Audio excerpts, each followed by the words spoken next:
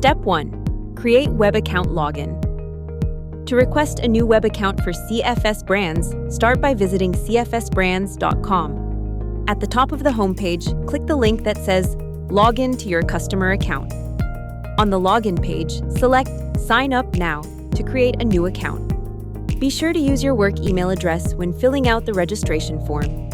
Follow the prompts in the user details form to complete your information. Once you've finished this process, you can move on to Step 2. Email Help Desk. After you've created your account on cfsbrands.com, please send an email to helpdesk@cfsbrands.com to request that your new account be connected to your company's master customer account.